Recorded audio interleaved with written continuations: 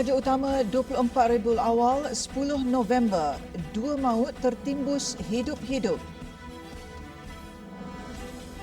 Lagi gangguan air di Kuala Lumpur dan Selangor.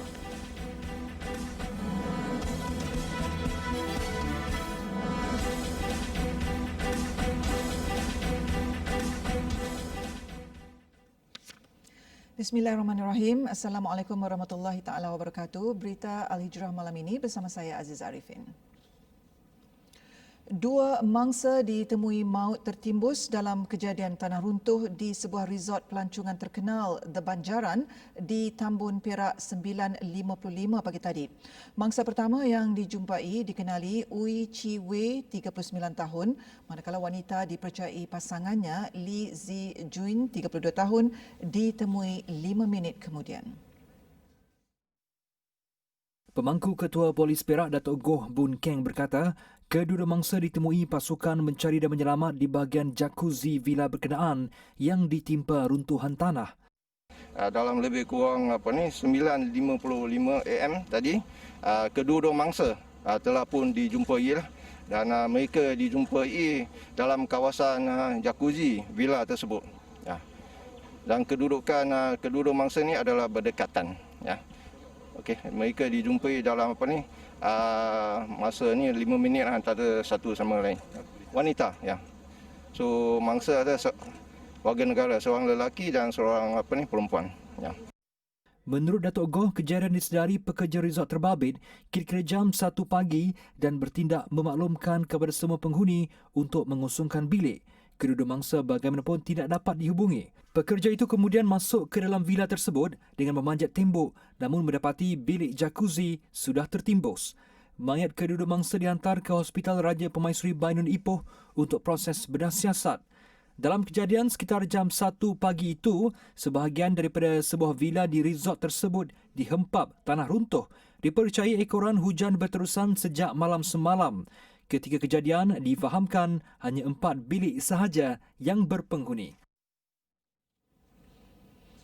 Dalam pada itu, di Negeri Sembilan, seorang wanita maut selepas kenderaan yang dipandunya dihempap pokok getah berusia lebih 70 tahun. Kejadian berlaku di kilometer 5 Jalan Keru Batu Belang, Tampin, kira-kira jam 8.30 pagi tadi. Ketua Balai Bomba dan Penyelamat Tampin, S. Dulasi Nathan memaklumkan sebaik saja anggotanya tiba di lokasi, mangsa Nur Zalihan Balkish Abdul Majid, 27 tahun, masih tersepit di dalam kenderaan jenis Pro 2 kancil. Kerja-kerja menyelamat terus dilakukan termasuk mengalihkan pokok getah yang menghempap kenderaan mangsa. Jelasnya, anggota bomba mengambil masa 15 minit untuk membawa mangsa keluar dari kenderaan berkenaan. Bagaimanapun, mangsa disahkan maut oleh pasukan paramedik yang turut berada di lokasi kejadian. Mayat mangsa kemudian dibawa ke Hospital Tampin untuk proses bedah siasat. Lagi gangguan bekalan air di Selangor dan Kuala Lumpur. Lebih 1.1 juta akaun pengguna di Lembah Kelang mengalami gangguan bekalan air tidak berjadual bermula 6 petang tadi.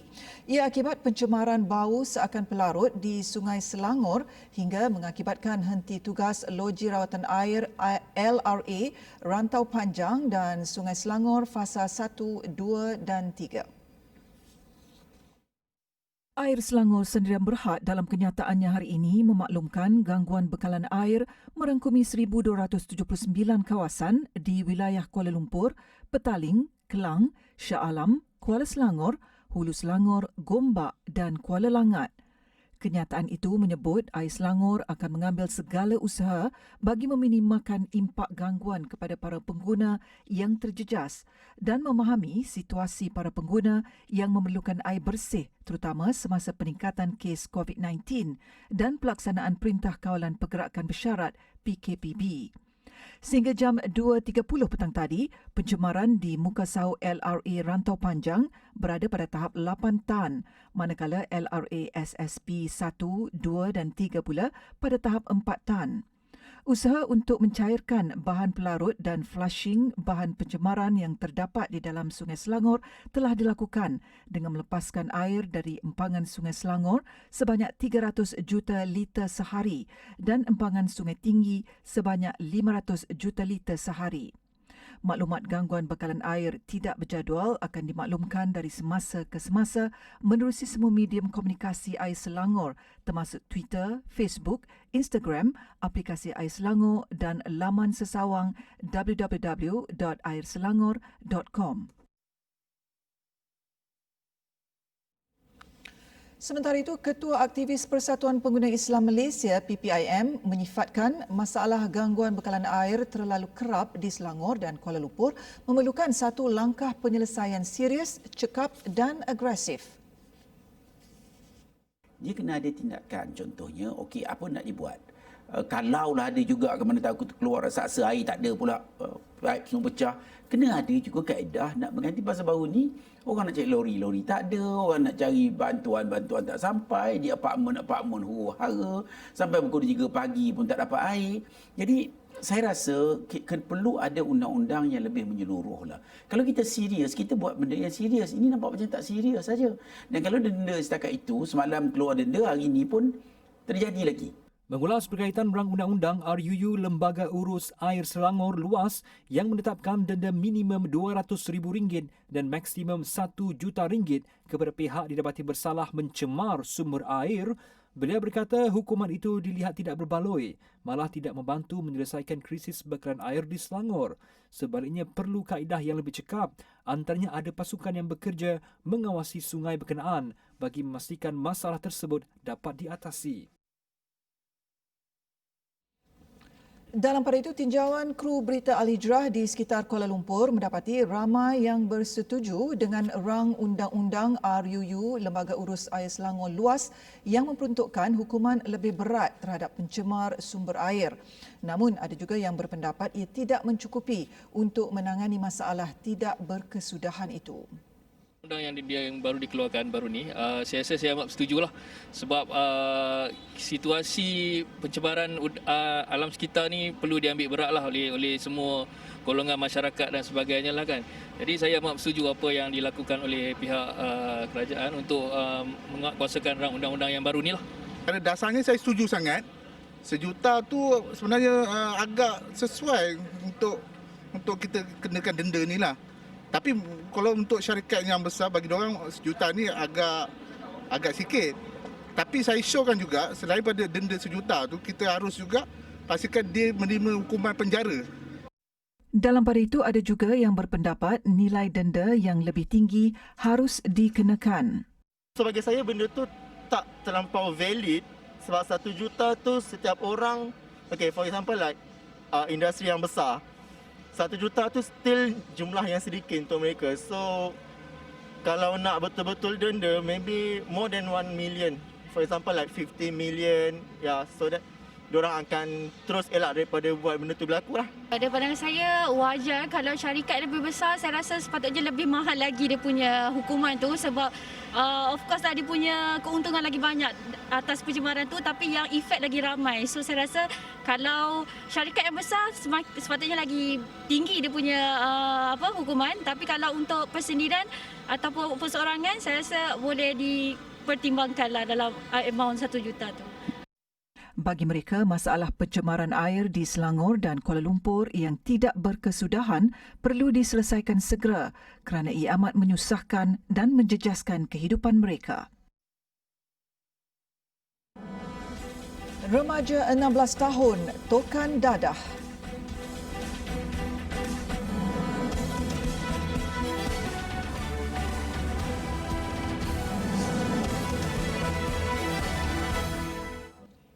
Alhamdulillah, bertemu kembali. Polis membongkar satu lagi kegiatan sindiket dipercayai terbabit dengan aktiviti mempromosikan judi secara dalam talian, penipuan serta urus niaga mata wang kripto bagi pasaran di China di Petaling Jaya, Selangor. Ketua Polis Daerah Petaling Jaya, ACP Nik Ezani Muhammad Faisal berkata kegiatan itu terbongkar hasil serbuan polis ke atas sebuah rumah teres di arah Damansara tengah hari semalam. Dalam serbuan itu, polis menahan sepasang suami isteri membabitkan wanita warga tempatan dan suaminya warga asing. Pemeriksaan menemui beberapa komputer riba yang digunakan untuk menjalankan kegiatan mereka. Hasil pemeriksaan lanjut, satu peti besi berisi wang tunai lebih 1.4 juta ringgit dan gumpalan kunci sebuah unit rumah di Sunway Lagoon ditemui. Berdasarkan petunjuk dari suspek, polis melakukan serbuan ke unit kediaman itu dan berjaya menahan sepasang lagi warga asing. Kedua-dua suspek telah mengaku bekerja dengan lelaki di rumah yang sebelumnya tadi, suspek nombor 2, yang merupakan penyelia laman web pelaburan serta perisian perjudian dalam talian, online gaming. Okay. Gaji mereka dibayar RM9,000 sebulan. Siasatan awal mendapati sindiket beroperasi sejak beberapa bulan lepas dan mensasarkan rakyat Cina sebagai mangsa penipuan mereka. Kesemua suspek kini direman 4 hari untuk siasatan lanjut. Siasatan dijalankan mengikut Seksyen 420 Kanun Keseksaan dan Seksyen 4-1-G Akta Rumah Judi Terbuka 1953. Remaja berusia 16 tahun antara yang ditahan bersama 5 individu termasuk 3 wanita kerana disyaki terbabit dalam kegiatan pengedaran dadah. Kesemua suspek ditangkap dalam serbuan di sebuah rumah di Kampung Tanah Merah Jitra awal pagi tadi. Menurut Ketua Polis Kedah, Datuk Hasanuddin Hassan, remaja lelaki itu didapati tidak bersekolah dan berniaga nasi lemak.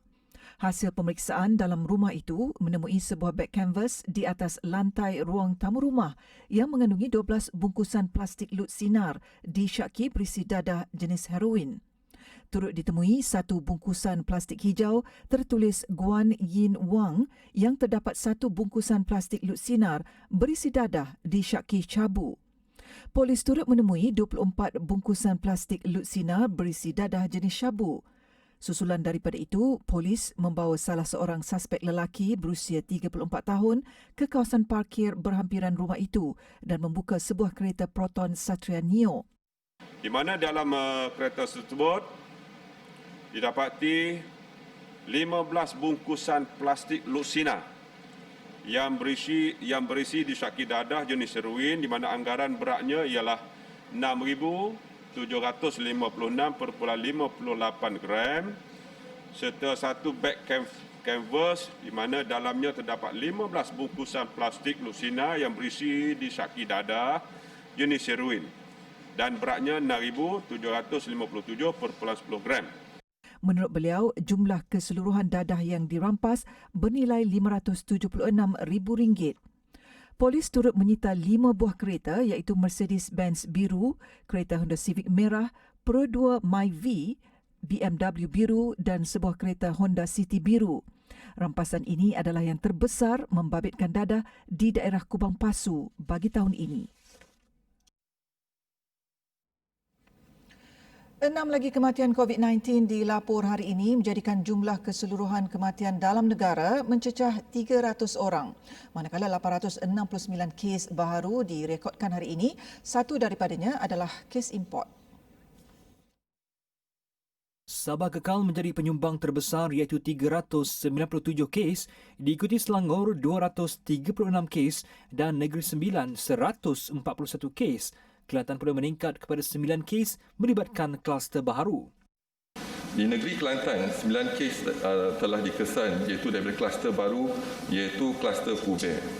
Sementara itu, 4 kluster dikesan iaitu kluster Liawan dan kluster Tatahan di Kota Kinabalu, kluster JK di Tawau dan kluster Kube di Kota Baru dan Tanah Merah Kelantan. KKM dalam pada itu memaklumkan 151 kluster masih aktif di negara ini membabitkan kluster kediaman, tempat kerja dan pusat tahanan. Inisiatif bekerja dari rumah bagi individu di sektor awam akan diperluas di seluruh negara, termasuklah negeri yang tidak dikenakan Perintah Kawalan Pergerakan Bersyarat PKPB. Keputusan itu dibuat bagi mengurangkan kegusaran ibu bapa untuk menempatkan anak masing-masing ketika sesi persekolahan termasuk taska ditutup. Kerja daripada rumah tersebut, work from home tu diperluaskan ke seluruh negara lah ketika ini, seluruh negara. Jadi ini dapat menyelesaikan sedikit masalah, sebahagian masalah yang dihadapi oleh ibu bapa apabila sekolah ditutup, tadika ditutup, taska ditutup dan sebagainya. Tambah Datuk Seri Ismail, Kementerian Perdagangan Antarabangsa dan Komuniti (MITI) juga akan mengeluarkan senarai sektor industri yang dibenarkan bekerja dari rumah. Arahan itu bagaimanapun tidak melibatkan sektor tidak formal iaitu bukan sektor awam dan industri termasuklah peruncitan, restoran, gerai, perladangan dan sebagainya. Sementara itu memberi reaksi berhubung prosedur operasi standard SOP di stesen minyak, Datuk Seri Ismail berkata pelanggan yang mengisi minyak tanpa memasuki premis dan tidak mempunyai kontak dengan pekerja ataupun sesiapa, mereka tidak perlu mendaftar dengan MySejahtera maupun secara manual. Jadi oleh kerana tidak ada kontak dengan sesiapa saja, maka mereka ini tidak perlu mendaftar menggunakan aplikasi MySejahtera atau manual. Mereka just swipe credit card, pam minyak, and then drive keluar daripada stesen minyak. Jadi tidak ada perjumpaan bertemu dengan sesiapa. Bagaimanapun, pendaftaran menerusi MySejahtera atau manual perlu dibuat jika pelanggan memasuki premis serta penggunaan surau dan tandas di stesen minyak. Terengganu sedia menghadapi sebarang kemungkinan termasuk kewujudan kluster banjir sekiranya berlaku peningkatan kes COVID-19 ketika musim bah.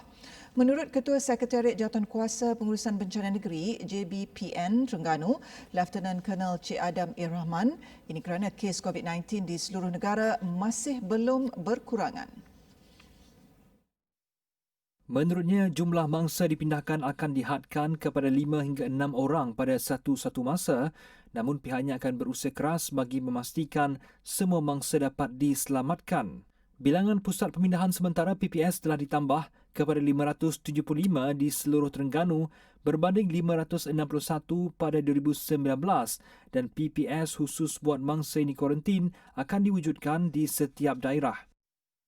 Jika ada kebarangkalian di daerah-daerah berkenaan mereka yang dikhawatiri berisiko ataupun mungkin individu yang dikuarantinkan.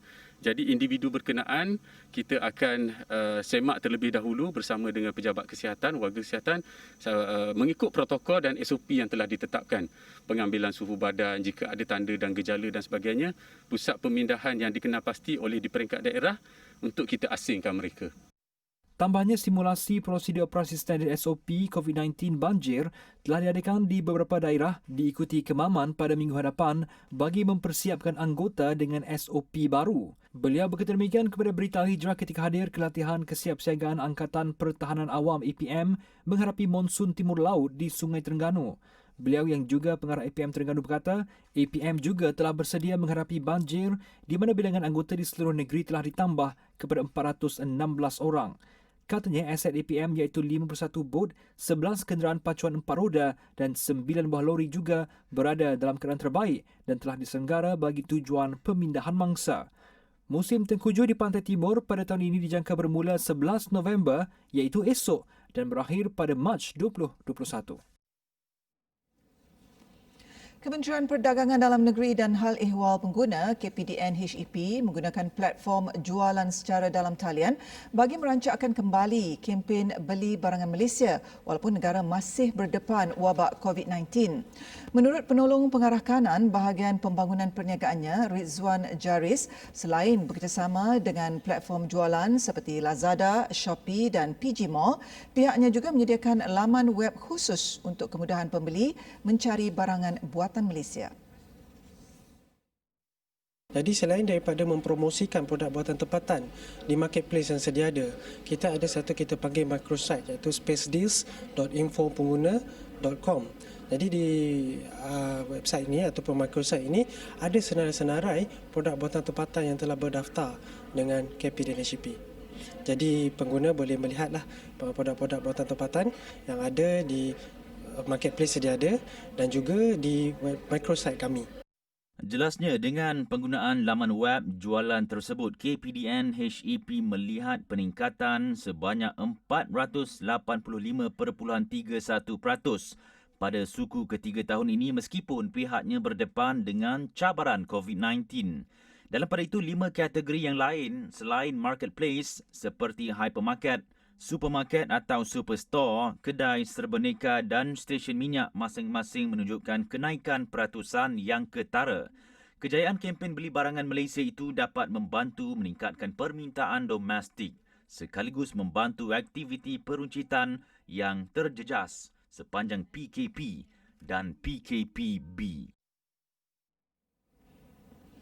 Tukar mata ganjaran kepada barang kemas. Itu ganjaran yang menarik yang ditawarkan Pasaraya MG Co-op Mart di Indra Sempurna, Kuantan bagi setiap pelanggan yang berbelanja di pasaraya itu.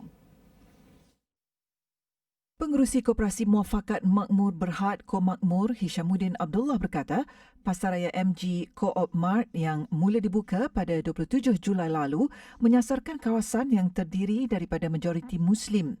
Ia bagi menyediakan ruang kepada mereka untuk membeli barang di sebuah pasaraya yang 100% dimiliki orang Islam. Jelasnya, bagi membuat kelainan berbanding pasaraya lain, MG Co-op Mart turut menyediakan program mata ganjaran yang boleh ditukar dengan barang kemas. Kita ada 3-4 kategori di mana untuk 1000 poin dia boleh menembus satu loket 5 gram. 0.5 gram. Dan kalau membuat pembelian lebih daripada 2,000, 3,000 dan 4,000 poin. Dan setiap tu ada cicing belah otan, gelang tangan dan sebagainya lah. Menurutnya, program itu nyata menjadi satu tarikan bagi pelanggan untuk berbelanja di pasaraya ini. Setakat hari ini saya telah mengumpul poin sebanyak 4,567 poin. Dan saya rasa sungguh bertuah lah kerana Co-op Mart ni berdekatan dengan saya. Dan harganya memang sangat-sangat berpatutan. Selain berniaga, MG Co-op Mart juga meletakkan amal kebajikan sebagai antara objektif perniagaan. Justru itu, MG Co-op Mart turut menyediakan kira-kira 50 bakul sumbangan melibatkan barangan keperluan asas yang diberi nama Bakul Asnaf. Terima kasih kepada Bapa Asnaf kerana memberi kepada saya bantuan ni. Dengan bantuan ni, dapatlah meringankan sedikit beban pada keluarga saya lah. Saya ucapkan banyak terima kasih. MG Co-op Mart sedia untuk melebarkan lagi perniagaan dengan menyasarkan membuka 5 lagi cawangan pada tahun depan, bukan sahaja di Kuantan, malah di Terengganu dan Kelantan. Helikopter bawa jantung terhempas.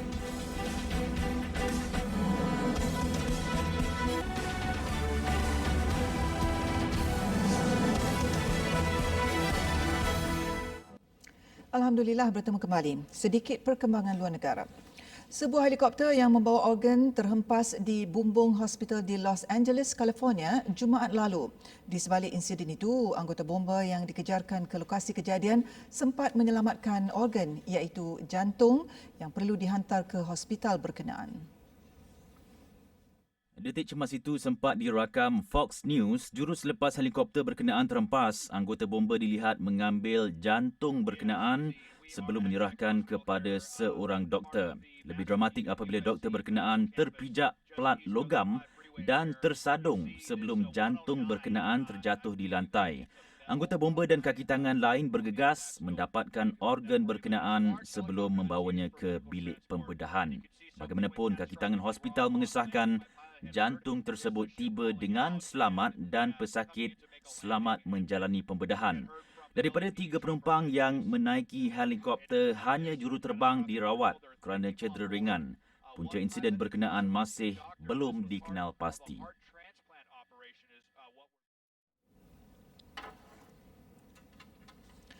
Kucing yang terkenal sebagai penjaga Hagia Sophia, Gli, dilaporkan mati selepas sakit sejak September lalu.